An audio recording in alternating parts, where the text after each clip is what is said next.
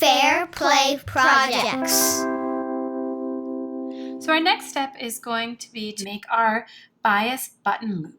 And I have here my bias button loop rectangle from your pattern pieces. And you can see it's cut on the bias. The grain of the fabric goes this way and it's cut on a diagonal, which is the bias of the fabric. And I've got a small piece of cord. To make this bias button loop, it can get a little bit tricky, but it gives it a really nice finished look at the end, a really nice professional look. You can always replace it with a cord or a ribbon instead if you find it too challenging, but let's see if we can get it together. So the first thing that I'm going to do here is I lay my pattern piece out flat and I put my cord right in the middle of it, and I lined it up right at the top, flush, and it's hanging down a little bit at the edge. And I'm going to sew that cord right to the center of my pattern piece at the top, about 1/4 inch from the top.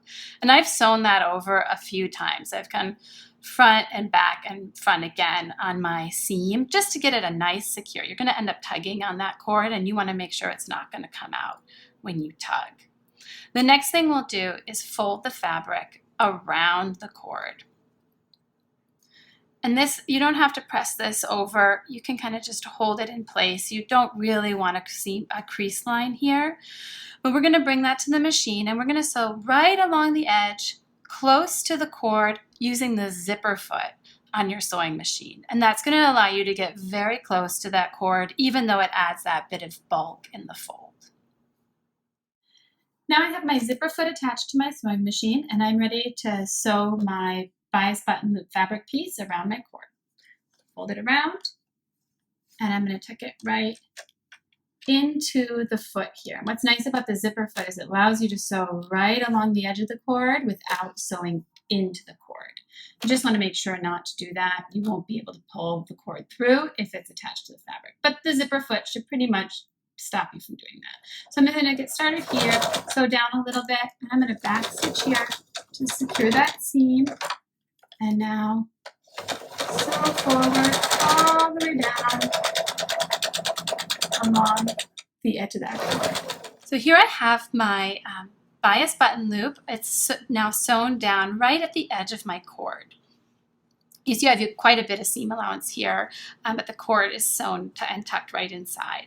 And what I'm going to do is just trim my seam allowance about 1/8 inch from that seam line.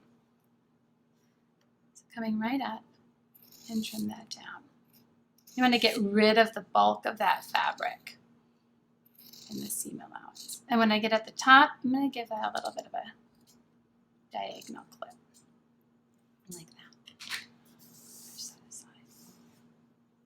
And now we're going to start pulling the cord through. And what I find is the best way to do it for myself is I start kind of rolling the fabric together here at the top, just to flush that seam allowance with the rest of the cord. And as I'm rolling, I kind of roll it up and give the cord a little bit of a tug at the bottom. And what that does is it starts pulling the loop of the fabric around the top of the cord. And if you have trouble getting it past the top there, you can always use a stick pin or the tip of your scissors to push that edge down.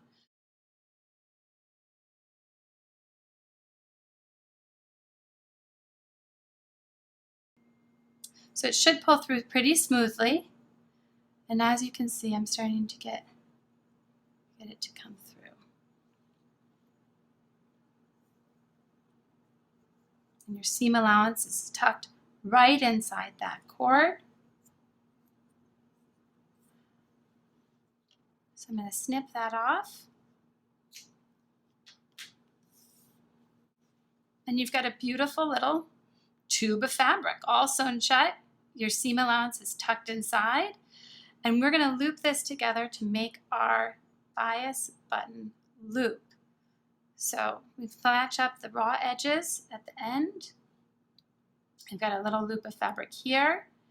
And I'm going to sew these together just about 1/4 inch from the end to keep this as an easy and manageable piece later on when we attach it into the yoke.